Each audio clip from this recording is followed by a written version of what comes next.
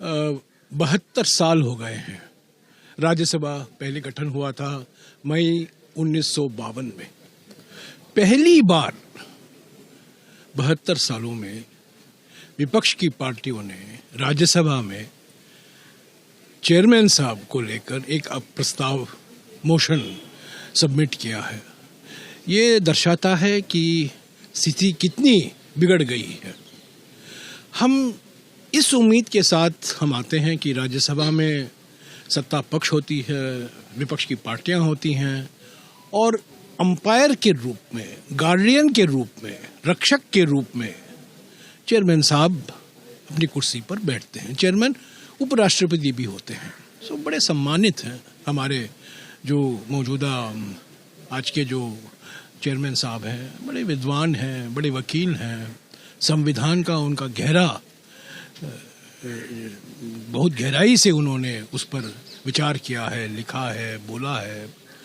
पर जिस तरीके से उन्होंने सभा चलाया है, सदन चलाया है, और ख़ास तौर से कल जो देखने को मिला हमें मजबूर कर दिया। सारे इंडिया पार्टी सभी ने हस्ताक्षर किया है इस अविश्वास प्रस्ताव पर। कोई भी पार्टी छोटी नहीं है, कोई भी पार्टी, सारे पार्टियां एक आवाज से कह रही हैं कि आप पक्षपात कर रहे हैं।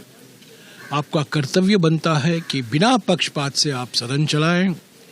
एलओपी को जो विपक्ष के नेता होते हैं उनको पूरा मौका मिलना चाहिए, सबकी बात सुननी चाहिए और एकदम एक तरफा निर्णय नहीं लेना है।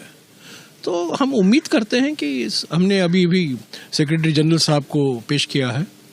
अभी हम उम्मीद करते हैं उस पर जो कार्रवाई होनी है वो होगी।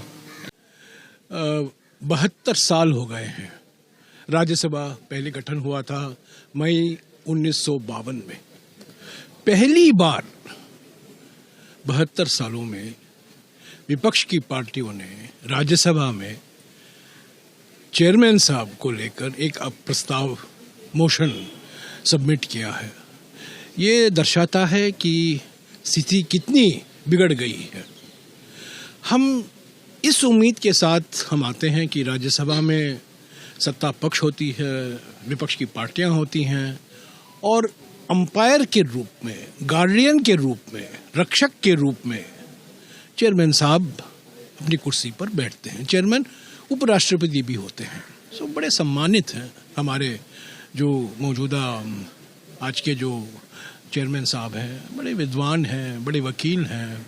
संविधान का उनका बहुत गहराई से उन्होंने उस पर विचार किया है, लिखा है, बोला है।